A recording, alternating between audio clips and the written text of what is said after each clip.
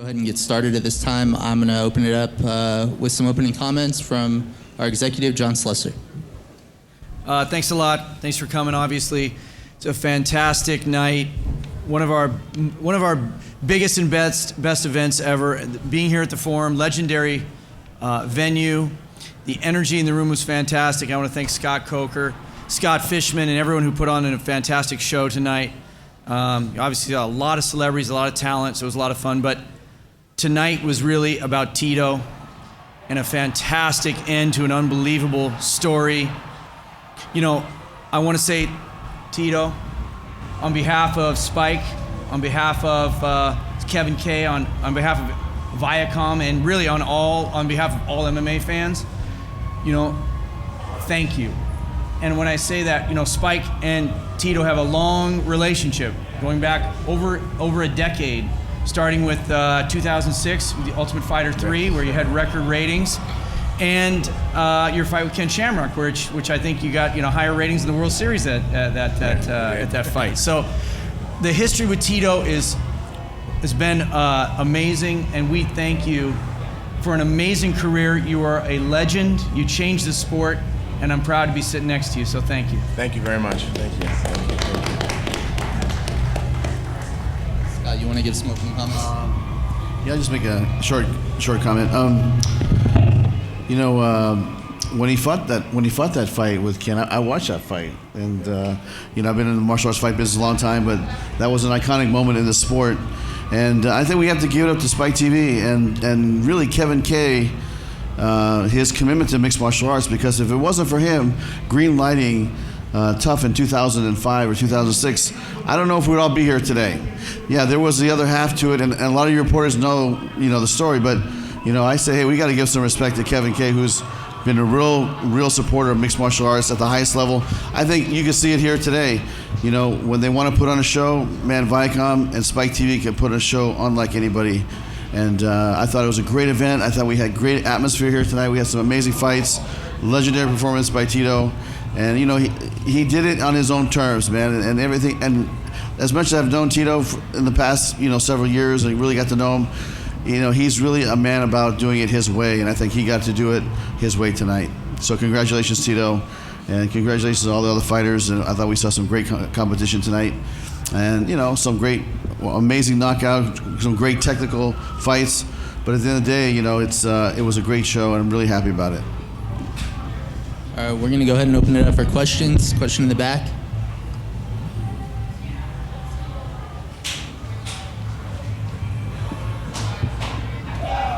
Tito, I was just wondering, it looks like you guys exchanged a few words, you and Chael exchanged a few words in the cage afterwards.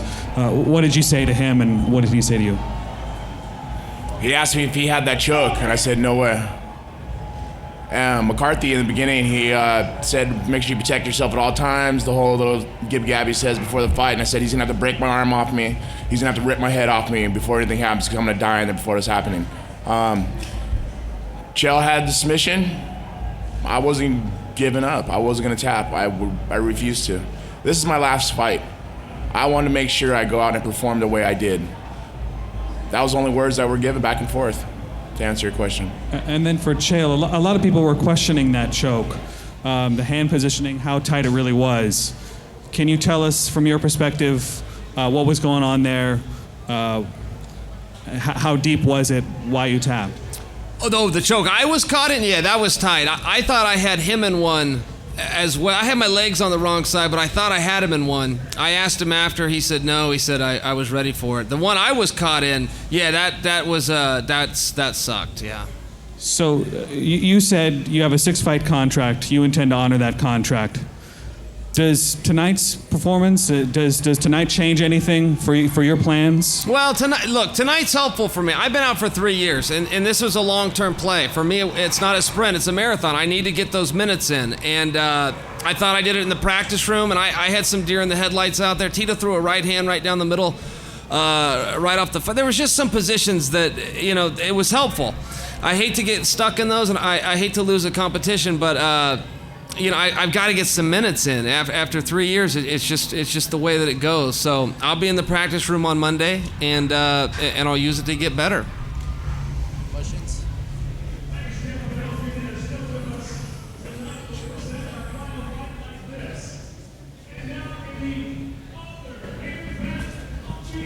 Hello. Chael, just talk a little bit more about the choke, if you might, because there are people, like Steven mentioned, talking online, it didn't look that tight. Was it more of a strangle or a crank, or what were you feeling from Tito as that finish was playing out? The choke that I tapped out in, so it was a rear naked choke. He was behind me. I was trying to fiddle around with his ankle, and I was putting pressure. And I asked him afterwards, "Hey man, was I close on that?" I don't know. I suppose I'd have to see it. I believe he had a rear naked choke. Tito, 20 years. I mean, I'm not going to ask you to put your career in context because you've done so much, but to leave the game as the game we know it now, it's so different than from where you started. What do you feel about or what did you do during that 20-year period to get the sport to where it is today? I mean, how should people remember your legacy in this sport, your icon status? Well, I started in this as as an amateur. And that was with our other company, or the other company I competed with, UFC. I'll go ahead and say the name, fuck it. As an amateur, I fought for no money. I fought for free. That was the beginning of my career. I fought for free. And all my friends said, "You're crazy." I said, "I want to compete. I want to see how good I can be in this sport." A year and a half later, I became the world champion. From a kid being on the street with parents that at the time didn't want to be parents, and to go through the stuff I went through, I'm very lucky to be where I am today. And it's from hard work and dedication that I've been able to do this dream. Tonight was a dream. Tonight seemed like a movie. It seemed like it wasn't even real. When Chael was tapping, I thought that he was trying to get my hands off. Nothing against McCarthy. I'm trying to slam my head against my hip, probably against the ground, but I was just holding on because I didn't think it was over. I thought it was still going. But it seemed like a movie. It was just weird. But this is the way a person's career should end. At the top of the world, how I feel right now, it's like I can't even talk right now because I can't even accept it. I don't even know if I want to do it. I don't even know if I want to give up. It's not even giving up, I don't think. I think I've walked away at the right time, at the right place, and I've been respected the right way. Everybody at Bellator, everybody at Spike, Scott, you guys, this is the way it should have been when I left UFC. This is the way it should have been, but everything in this world happens for a reason. Everybody, you gotta understand this. No matter what ups, what downs you go through in life, everything happens for a reason.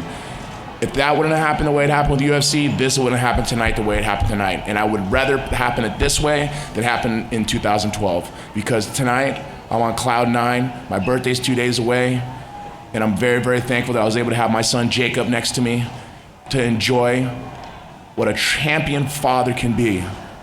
Because I've sacrificed so much to give my children what they have. So much time away.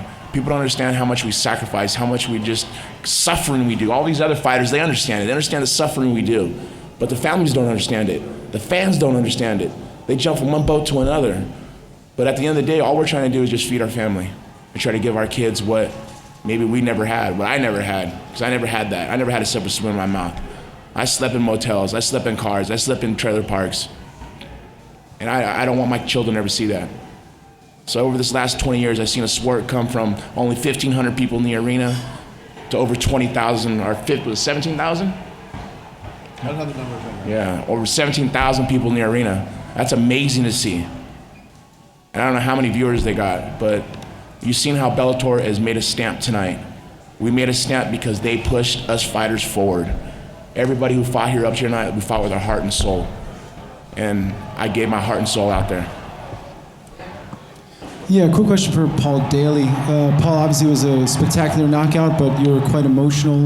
You mentioned that you were close with Brennan. Can you kind of elaborate a little bit on the elation of having a knockout like that, but then obviously feeling a bit bad by the damage you did?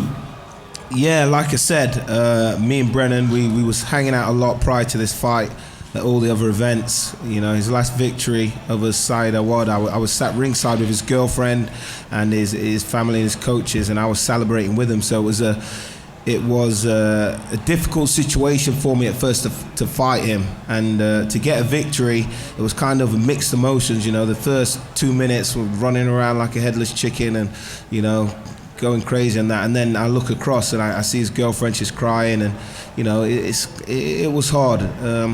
I just hope that he's all right. Yeah. And then for Scott, the 145 pound has been out of circulation for a little while now with Daniel on the shelf. Seems like Emmanuel is making a run at it. I'm curious, are there any plans to maybe promote a interim title for 145 pounds? Yeah, you're talking about the injury to Daniel Strauss? Yes. Yes. You know what? Just hang tight. We'll have something to announce really soon. It's going to be something really fun, but we're not ready to announce it today. And then for Chael, it seemed like maybe Tito had the choke a little bit too long. Did you think that he held the choke for too long? And you and John were talking after the fight when you were on the stool. What were you talking with Big John McCarthy about? Well, I mean, yeah, I tapped and he didn't let go. I'm not upset about it. I don't have any ill feelings towards him. But yes, did he hold the choke after I tapped? Sure. This one's for Scott Coker. Do we have an update on Brendan Ward's condition? Not at this time, but I think we'll have something shortly. I've been trying to text to see how he's doing, so if I hear something, I'll let you know right away. And for Paul Daley, that was a relatively short fight. How soon do you want to get back in there? I know you called Rory McDonald out. How soon can we expect you back? As soon as possible, you know. If the fight's right, then I'll get back in there as soon as the Bellator people want me in there. I think there's a lot of interesting fights out there for me, Rory McDonald being one of them. The Douglas Lima rematch I would love, and whatever other marquee names I can get hold of, you know, Ben Henderson and the like. But you know, yeah, I can get back in there tomorrow if I had to. You know, I'm fit, I'm strong. Barring that I don't drink too much vodka tonight, you know, yeah, I'll be ready to fight tomorrow. Okay. And for Emmanuel Sanchez, right here, there was a kind of a controversial point deduction in the second round of your bout. Did you agree with the point being taken away from you for the illegal knee strikes? I don't, not at all. I'm sorry to say. I felt like that knee didn't even hit him in the head. I did think he was getting up, working his way up, but I really didn't think I did any damage to him. They said I threw 2 knees or 3 knees, and I didn't even feel my knee hit him. You know, I understand they could have warned me, maybe, you know, or done something ahead of time, but I was in the heat of the battle, and I witnessed him coming up, so I thought, oh, okay, I can knee him to the head, but I didn't feel my knee hit his head. So I was pretty disappointed when that happened. Just a real quick one for Scott. I'd love to get your reaction to Mr. Daley's victory.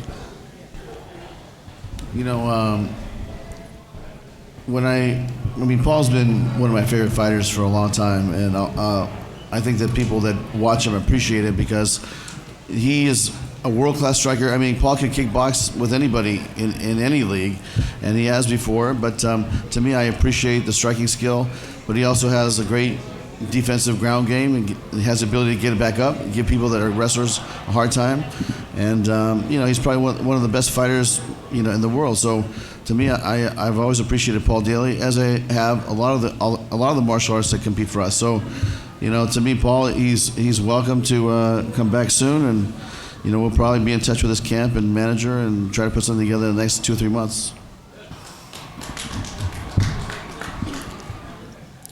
Okay, first of all, for Paul, after your first of all, congratulations on the win. Thank you. You after the fight, you called out Rory McDonald. Can you tell me a little bit about why you did that and what kind of opponent you think Rory is? I think Rory is an extremely skillful and talented fighter. You know, the reason I'm calling him out is for that very reason. You know, he's come across from the other promotion. His credentials, you know, speak for themselves. Is a very tough guy, and I like to test myself against fighters like him. He has a huge name. I think it would be a huge fight for Bellator, and you know, they're the kind of matchups I need to be in to be motivated for those dangerous type of fights. And for Chael, you mentioned that you really run with some killers out there in terms of your training camp. How's it for you to be a mentor to some of these individuals? Like, Kevin Casey was on tonight, who was part of your team. Can you tell me a little bit about mentoring some of these guys, and maybe they could be the next Bellator star under you? Yeah, I love to participate, and if I can. If it's in the coaching room or as a training partner, or maybe to share some of my experience with some of the younger guys, I think that that's important to do, and it's really just giving back. I had a lot of guys that gave their time to me. They didn't ask anything for it, and the deal on that when somebody does that for you is you take those experiences and pass them to the next guys. And last one for Tito. What's next for you? Enjoy my family, enjoy the time with my children. I don't know, I think I'm gonna enjoy this weekend off. I don't have to train. Doing the 3 days, Monday, Wednesday, Fridays, 4 days, Tuesday, Thursdays, and twice on Saturdays, I'll feel a little empty, I think, but I think enjoying my body and just letting it relax and waking up with my children in the morning, feeding them, taking them to school. Me and Amber are going to take a nap in the afternoon and then going to pick the kids up, and then they get off of school and taking them to wrestling and have a normal life. Being a fighter is not a normal life. You've got to understand that. It's not a normal life because we sacrifice so much away from our children, away from our families, away from our friends. And I think I'm just going to enjoy life for a couple months. And then, I don't know, do I work for the promotion? I'm going to do something in MMA for sure. I'm going to continue in MMA. I will be a part of MMA 100%. I guarantee you. I have so much in my big head of mine that can give back. And yes, that was a joke towards myself. Hello, this question is for Tito. Congratulations on your swan song. Happy birthday, and thank you for the memories.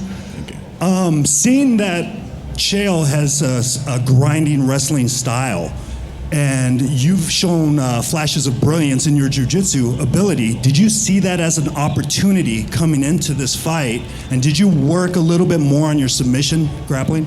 Yeah, I'm a wrestler. I'm a grinder. I grind. My whole career, I've been the person dominating.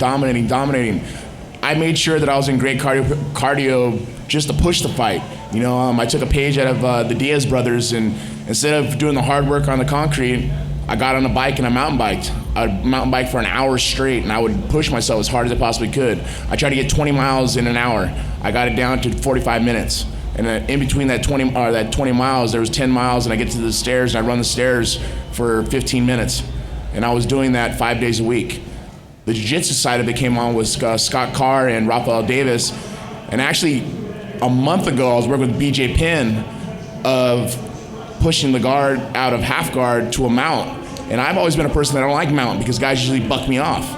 Well, we worked to position so much that it became an instant. It was when me and Scott were laughing in the back after it was all over. It was like, you got in the position, it was like, all right, crush, all right, push it. And like I was saying, you were doing it instinct, but that becomes repetition. Consistency and repetition of doing it over and over again. It felt so easy to get to that position. When I got on top and I ran a couple elbows, Chael gave his back, as all of his fights he always does, always gives his back. And as soon as I seen that palm hit the mat, boom, I got the choke. And I'm super strong. And if I can get that choke, it don't have to be under the chin. I can get it because I can crush. And like I said, my core is super strong, and I just squeezed. When he was tapping, I thought he was trying to grab my hands, but I kind of held on to it because I have I have ill will towards him. But that's just me. When someone talks about my family, someone talks about my character, I have bad will towards a person. And I've never done it like that before. But it was just something in my mind is saying, if I let go and they stop and they restart it again, I can let this happen. But I apologize to the athletic commission for holding on a little longer, but I did hold on to it longer. I had that ill will. I felt like an animal. I felt like a lion. And this lion roared how I said I was gonna. This was my fight no matter what. This was what I was gonna do. Like I say, my jiu-jitsu prevailed. That was great. Chael, I have a question for you down here, second row. Hey, obviously you've been out of the fight game for a little bit. I am wondering, when you came back in, I kind of leaned over and I said, hey, he's going to shogun him. And in that respect, I meant go for the choke really fast while they're not, while he's not slippery. Was that really a strategy in your mind to try to get in there and get a quick finish, maybe because you realized, you had that deer in the headlight moment and it had actually been some time since you'd been in there? Yeah, I think so. I wanted to get out there and get the experience. I fully expected to win this. I had great coaches and a great camp, and I got caught in a position that I couldn't get out of. But to your point, yes, I thought that a guillotine would be a good option. I work on it a lot. Tito's also had his neck bothers him. He talked about that. I thought maybe that was a good opportunity, but I couldn't get my leg on the right side. I had my hand where I wanted it. It didn't work out, and he reversed it. How much time did you spend working out over the last 3 years? I mean, were you a guy that was in there every single day still? I was in there every day. I would say the first 4 or 5 months of my retirement, I wasn't. I really thought, I think I'm done. I think my race is ran. And I changed my mind, but I mean, that was a long time ago. I've had years and years, but the speed's different. The speed is different when you're sparring as opposed to going live, and that's just a reality. And I knew I needed to get some minutes in. I thought I was going to have good minutes tonight. I thought I could beat Tito. I thought I had good positions on him, and he had a good position on me, and I accept the result. It was a fair contest. And Tito, to that point, I kind of cringed when he did have your neck, and I know you were in some difficult positions for you, but you're saying you're pain-free, basically? I don't know about pain-free. Yeah, my neck hurts a little bit, and I got a little bit of tingling down to my pinky. I don't know. I think just my adrenaline right now is. I've been in pain almost half my career. All the surgeries I've had, people ask me why am I retiring. I'm sick of getting surgeries. I've had 3 neck surgeries, back surgery, 3 knee surgeries, reattached retina. Yeah. I've gone through the grinder, and I could have quit. I could have walked away, as many fighters before I've always done. I wanted to do it the right way. And tonight, thanks to Bellator, thanks to Spike TV, thanks to Viacom, put on a huge promotion like this, the way it was tonight, in front of my hometown, in front of my family, with my son Jacob there right next to my side. It was my dream story.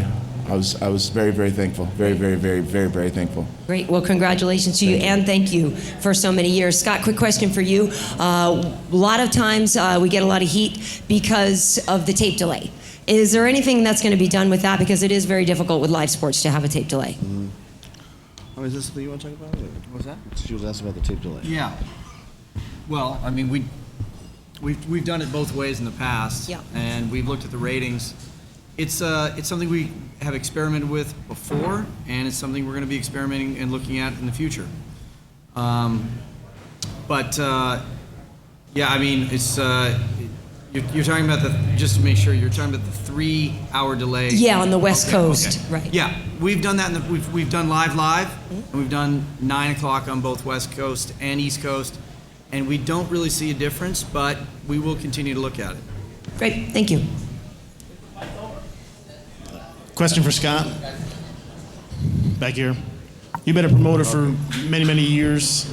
Obviously, the sport's an unforgiving one. It's very seldom you see a veteran like Tito, who's been around 20 years, go out on a high note with a win. Is it refreshing to you as a promoter that a veteran fighter didn't go out on a sour note? I mean, you know what? I'm happy for Tito, and I know this meant a lot to him. I know he was very emotional about this coming this week, and like I said, we got to spend the last 2.5 years really getting to spend some time, and this was a fair fight. This fight could have went either way, I think today was Tito's night. This was his week, and it's something that does make me feel good because like the when he walked up the ramp and they said his goodbye, I mean, that's something that I said to Scott Fishman, our producer. I said, anytime a fighter retires from Bellator, we should give him that same respect and give him that same send-off because, these people are very special. They are sacrificing their bodies and their training and their, the pain, the denial, all the things that they're giving up to compete at the highest level is something that unless you do it, it might be hard to understand because some people go, that's nuts. But these guys do it every day, and I have a lot of respect for them. And like I said, that send-off I think was amazing, and I'm so glad that we did it. And for Tito, I know it's still pretty close to the fight, obviously. You have some time to think about things, and you're tiring and everything, but what do you have to do, and have you given thought to it of what you have to do down the road to resist the urge to come back? I don't know. I didn't even swallow what happened tonight. All I can say is, it's my birthday. It's my birthday. I don't know. Lions always want to fight. I always want to. I don't know. I can't answer that question. I know what I wanted to do tonight, and I did it the way I wanted to do it. Bellator gave me the opportunity to let me do it the way I wanted to do it, and I respect that. If they ever need anything from me, I'm here. Besides fighting. And you said you always wanted to be a part of MMA. What kind of thoughts did you have? Being a coach, commentator, what? Maybe just go look for amateurs. Go look, maybe start an organization underneath Bellator and help them find other fighters and build superstars. Or come aboard with Bellator and help them help build superstars. I would like to do that. I mean, I have a lot of history in this sport. I mean, everything I've done with UFC, a lot of great ideas. You know, you would look at that cage and that floor. I said a long time ago, that needs to be white. You need to make that white, make it bright because it looks amazing on camera. And they changed it, and it was great. I mean, there's so many little detail things that I pay attention to, PR-wise, that they guys do a great job. The Brenner Company do an amazing job with the PR for Bellator. But there's always a good idea of people that I've had a lot of history in this sport. So I don't know. I'll sit back, and these guys do their great job. They do an amazing job. I'm gonna sit back. I'm gonna enjoy my family. Question for Mr. Coker. Mr. Coker, you know, you've got longevity here tonight with the end of Tito's amazingly long and decorated career, and an incredible man, an incredible story, and a great orator as well he's become. You've got Chael, who has massive leverage as a talker, as an orator himself, as a personality. Was this really, and it's been kind of touched on tonight in a way, was this the coming-of-age event for Bellator? Boy, that's a good question. I mean, I think that if you were out there and you were in that crowd tonight, you felt it. You felt the difference. And you know, 2.5 years ago when I came to Bellator, I mean, I was saying, hey, we got to turn this thing into a big event show, because in my past promotional life, we did big shows, and I know what they felt like. I used to work for K1. I've walked into a stadium with 70,000 people, you know. I mean, so I know what that feels like. And I said, we got to bring it here. And over the last, you know, the first one was actually Bonner versus Ortiz, and that was in November 2 years ago. So I think if you look at how much we've come in a very short period of time, I think it really is amazing. And you know, a lot of that is because Spike is so committed to it, because our staff, which is really a small staff, we don't have, you know, hundreds and hundreds of people in the staff. It's a very short, lean staff, but they get the job done. And you know, I think that we're going to continue to build off of this. I think this is a great platform, and I'm not saying this is the pinnacle, the height, but this is definitely the springboard to the next level for us. And I hope that answers your question. No, it does, very much so. But the other, then to be slightly negative towards you, and representing the international kind of media, if you like, Paul Daley probably pulled off, it might even end up as the knockout of the year, even though we're in January. I think we're in January, aren't we? Yeah, we're in January. But unfortunately, in the UK, the public won't get to see the event for an entire week, because it's going to be played out next week. And how do you sort all that kind of thing out? Because the fans of this sport like things instantly, don't they? Yeah. You know? And so you how do you sort that out? And I agree with you, because it is an instant world today.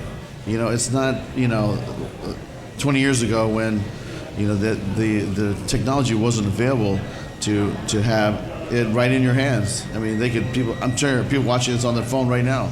So I can say this. We are committed to continue to try to bridge that gap. And, you know, we've had talks with inside Viacom, and Mike Armstrong was here today from Viacom International.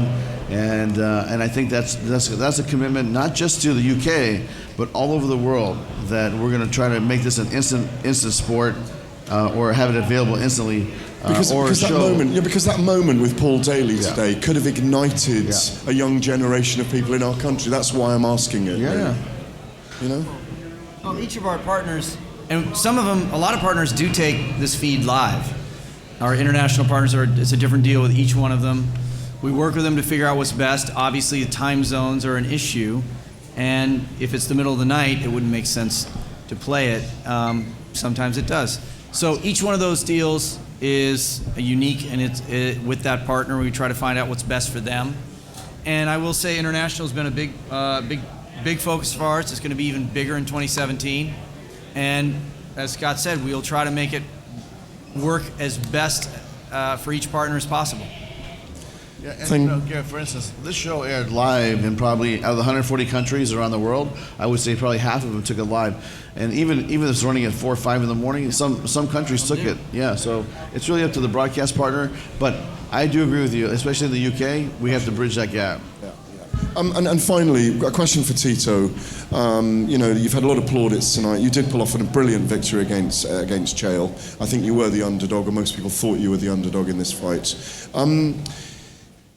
Just talk about, no one's really asked it, that while the American national anthem was being played, and you were bouncing up and down, and you'd done that walk where you touched so many hands on the way down there, what was the emotion going through you when you stepped into the fighting arena? Because you looked so intense and so emotional, and it was an amazing atmosphere, I've got to say, before you two fought in the arena, in the whole of the forum tonight. It was extraordinary. How were you feeling? I was holding back the tears. It was so hard. I was holding them back, and then I looked over to my son. I saw the tears in his eyes. It was amazing just to see my child next to me. I remember when he was born, I held him. And to see him next to me, watching me in my last fight, and see the tears in his eyes, and I looked down and I go, son, I promise you, I will have my hand raised tonight. You have nothing to worry about. And he goes, okay, Dad. Go in there and kick butt.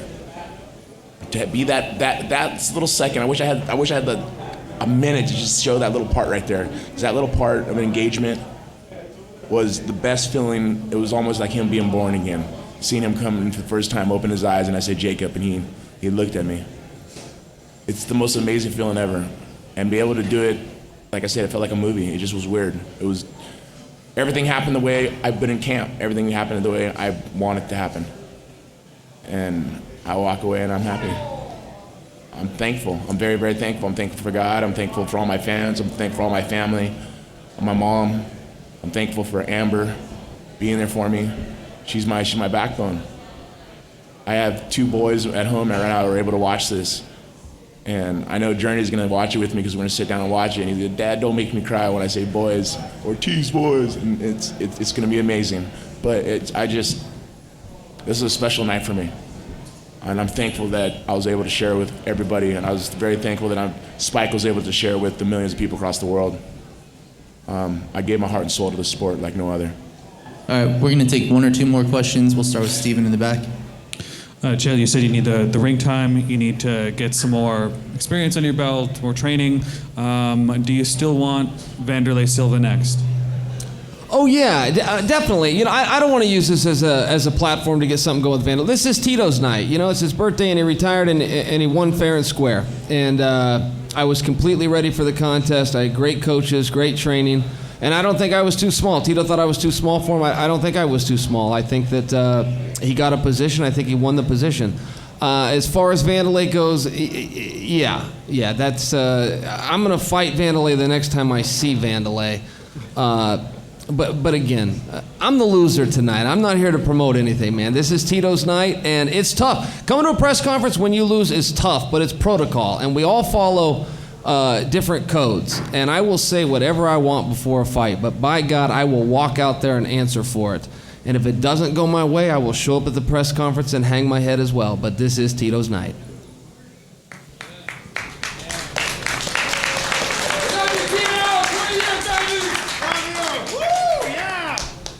This is for Mr. Coker.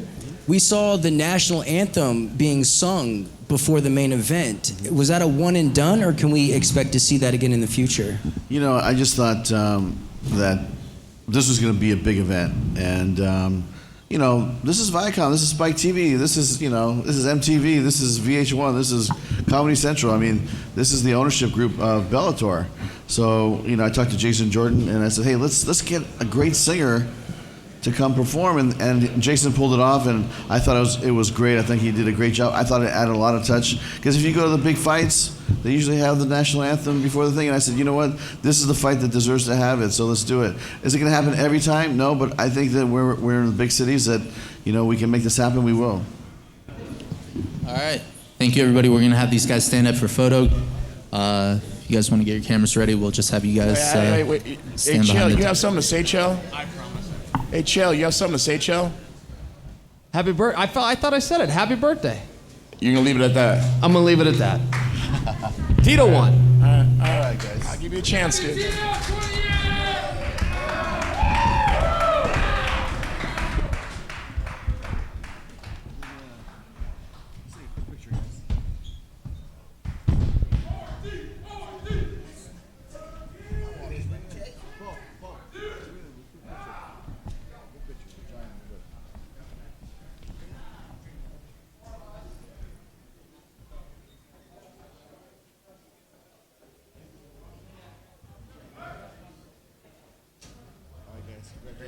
Awesome job that night. You guys, awesome job. Guys, can we do one more, please? Guys, one more shout out. Anyone has a partner?